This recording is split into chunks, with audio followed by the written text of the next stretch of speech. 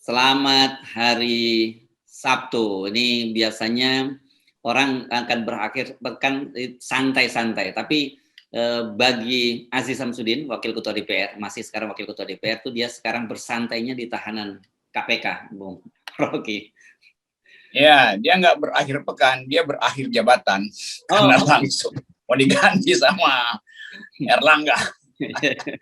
Nah, ini menarik karena kita menduga tadinya akan ada drama-drama meskipun tidak sedramatis Setia Novanto ya setelah ditetapkan sebagai tersangka gitu karena ada buron apa dan sebagainya. Ternyata ini KPK nggak mau buang waktu, langsung didatangi rumahnya Aziz Samsudin, kebetulan di rumah karena dia mengaku isoman, kemudian swab antigen dan ternyata begitu dia negatif langsung disuruh ganti baju dan diangkut. Ini menurut saya dramatis sekali ini apa yang terjadi pada Aziz Samsudin ini. Dramatis juga sekaligus tragedi ini saya bilang.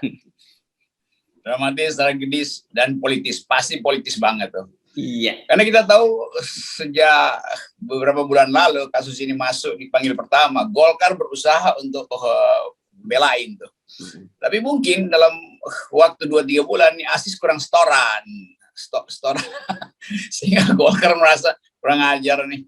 Jadi publik merasa begitu kan, karena biasanya Golkar itu di depan bikin backup dulu, pasang pagar betis, sekarang pagarnya digunting sendiri oleh Golkar.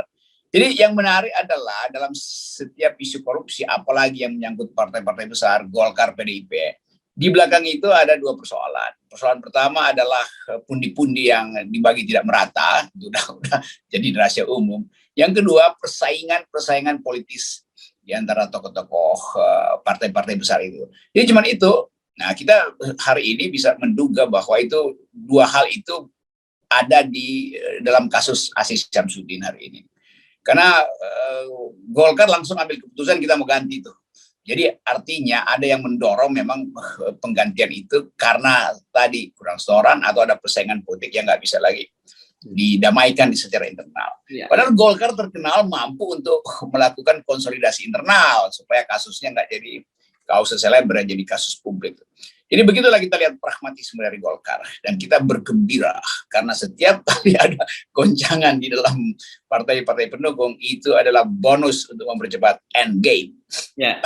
Nah, yang sangat menarik pada Golkar ini setidaknya dalam 2 pekan ini ada 2 tokoh besarnya di Golkar yang dikena kasus hukum. Sebelumnya ada mantan gubernur Sumatera Selatan Erick Nurdin yang juga sekarang anggota fraksi Golkar, itu dicokok oleh Kejaksaan Agung untuk kasusnya ya. Ini ada yang soal korupsi masjid dan sebagainya. Nah sekarang ada Aziz Samsudin. Ini pasti kita nggak bisa ngomong bahwa enggak ini karena kasus hukum. Tapi kita pasti bicara bahwa ini bagian dari power game gitu di antara partai-partai koalisi pemerintah. Ya, sumber daya mengecil, power game membesar gitu. Biasanya begitu rumusnya. Dan ini kan nama-nama yang udah masuk di dalam radar publik tuh. Nurdin, Aziz. Jadi semua orang menganggap bahwa ini kan cuma nunggu waktu untuk bertambahnya aja kan. Tetapi kita juga mesti ingat bahwa Pak Firly tetap punya problem dengan integritas itu. Jadi kita mau hitung-hitung, kan kasus Pak Firly tetap diingat sebagai pelanggaran etis yang seharusnya dihukum berat juga itu. Jadi di belakang itu ada semacam interplay tadi dalam upaya untuk saling menutupi kesalahan tuh. Sebelum dibongkar, gua bongkar nih. Jadi terlihat bahwa ada unsur lain di dalam soal-soal ini. Golkar terlalu besar, petinggi-petingginya saling sikut-menyikut tuh. Jadi mungkin sekali juga Erlangga ini ada dalam ancaman politik karena faksi dia makin kecil sebetulnya, atau paling enggak upaya untuk Erlangga menguatkan kembali fondasi politiknya di Golkar karena terlihat bahwa mungkin Erlangga menganggap ini kok aparat gue nggak kerja nih, elektabilitas gue kok segitu-gitu aja tuh. Kan ini soalnya tuh. Sementara mungkin Presiden Jokowi menganggap bahwa ya kalau Golkar nggak kuat itu berarti sandaran alternatif dari Presiden juga nggak ada tuh. Maka Presiden mungkin kirim orang supaya cari akal supaya Golkar itu diperkuat sehingga langsung firm bahwa akan ada dukungan pada Presiden atau menjamin bahwa Presiden tidak akan dipersoalkan kalau turun masa jabatan tuh, apalagi kalau dipercepat 2024. Jadi di belakang itu analisisnya bisa panjang, tapi kita perpendek dulu untuk melihat prosesi pembekukan. Jadi publik kan ingin lihat bagaimana Aziz Syamsuddin tiba di koridor KPK hari ini, lalu dalam keadaan di borgol, kita melihat ekspresinya seperti apa itu. Dan tentu sebagian dari Golkar senyum-senyum juga tuh.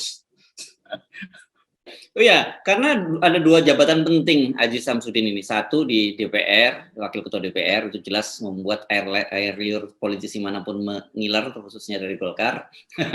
Yang kedua, jabatan Wakil Ketua Umum Golkar. Ini kan, wah, kan kalau orang melihat ini bagi politisi, ini yang real politician, ini kesempatan yang tidak boleh dilepas begitu saja. Itu kita lihat kimia di dalam Golkar dan di dalam kabinet terutama itu. Ada kimia lain, orang menganggap kok Aziz Syamsuddin bisa punya kekayaan ratusan miliar ya. Kan kemarin harta kepejabatan kan dibuka dan orang masih anggap mungkin berkali-kali lipat juga tuh. Iya. Jadi segala macam hal akhirnya berlaku sekarang ini, terutama setelah Krisdayanti mau cari publik. Oh, jangan-jangan banyak hal yang sebetulnya setara dengan Aziz Syamsuddin, tapi dalam beberapa partai bahkan, tapi hendak disembunyikan tuh. Jadi Aziz Syamsuddin juga membuat ketar-ketir orang lain tuh, karena bisa masuk dari proses yang sama tuh. Kok Anda punya kekayaan sebesar itu tuh? Memang Aziz Syamsuddin ada kasus belinya, yaitu soal menyogok reserse KPK tuh. Tapi itu hanya satu segi aja, segi lain bisa diterapkan pada pejabat yang lain juga tuh. Jadi kita bergembira sebetulnya, walaupun kita tetap nggak percaya sama KPK. Ini KPK, saya lebih percaya KPK-nya jalanan yang dibuat kemarin, yang juru bicaranya adalah Febri, daripada KPK yang sekarang tuh. Tapi tetap publik ngotot untuk melihat di belakang ini gunung esnya apa itu. Ini kan cuman iceberg aja soal Aziz Syamsuddin dan Nurdin. Ya. Ya, jadi memang kita juga dan bukan hanya kita, saya kira publik juga melihat kasus ini lebih pada kasus politik. Bukan berarti bahwa tidak ada kasus hukumnya, ada kasus hukumnya, tapi kemudian Aziz Syamsuddin bisa sampai ditangkap oleh KPK itu pasti ada kalkulasi politik. Karena kalau kita runut ke belakang lagi yang sangat menarik, ternyata waktu Firly menjadi Ketua KPK itu dipilih oleh Komisi 3 yang diketuai oleh Aziz Syamsuddin. Dan di media-media, ini jadi, makanya saya tadi sebut tragedi. Di media-media disebutkan bahwa pada saat itu Firly ini dipilih oleh 56 orang anggota Komisi 3. Full semua memilih Firly dan disebut ada operasi senyap. Ya, wajar kenapa disebut ada operasi senyap, karena pada waktu itu kan kita tahu Firly ini sebelumnya adalah deputi penindakan di KPK dan dia punya kasus kode etik. Sebelum dia dihukum oleh Dewan Pengawas di KPK, dia sudah ditarik oleh Polri dan kemudian dipromosikan menjadi Kapolda Sumatera Selatan, kan gitu ya Bung Rocky. Dari Kapolda Sumatera Selatan lah dia kemudian balik lagi ke KPK dan menjadi Ketua KPK. Ini menarik kalau Aziz Syamsuddin bongkar-bongkar juga apa yang terjadi dalam operasi senyap sehingga Firly bisa dipilih oleh 56 orang anggota Komisi 3 itu. Kira-kira itu latar politiknya. Ini kayak kita baca Mario Puzo nih ya Pak, Godfather gitu kan. Iya. Bahwa yang tadinya partner, kemudian ada kecelakaan kecil, jadi pengkhianat, segala macam. Jadi sebetulnya poin kita selalu adalah bukan sekedar jumlah uang, tetapi koneksi-koneksi politik dan rahasia-rahasia personal yang kemudian jadi latar belakang, tapi nanti satu waktu dia akan terbuka. Jadi sebaiknya kita provokasi aja supaya seluruh kejahatan politik itu juga diperlihatkan tuh. Apa sih sebetulnya yang dimaksud dengan operasi senyap? Kenapa pada waktu itu publik opini seolah diabaikan oleh Aziz Syamsuddin dan sekarang berbalik bahwa Aziz Syamsuddin sebagai kingmaker, Firly itu dijerat juga. Dan itu agak jarang, Pak Firly sendiri yang mengumumkan tadi malam kan bahwa Aziz Syamsuddin udah ditangkap, udah diketahui posisinya itu. Jadi dengan sangat gembira Pak Firly menangkap orang yang pernah meloloskan dia di dalam fit and proper test. Ini juga tanda tanya besar. Enak juga nih lihat versi Mario Puzo nih di dalam politik Indonesia. Saya membayangkan tadi malam itu ketika jumpa pers itu kan Aziz Samsudin seperti biasa pakai rompi tahanan, kemudian dia menghadap kepada tangannya di borgol, dia menghadap pada tembok, sementara di belakangnya Firly dengan wajah yang sumringah mengumumkan kepada publik. Saya cuma bisa berempati membayangkan apa yang dipikirkan oleh Aziz Samsudin itu. Dan saya kira menurut saya, kalau saya jadi Aziz Samsudin, bongkar aja lah itu soal operasi senyap yang disebut ketika Firly Bahuri terpilih menjadi ketua KPK ya.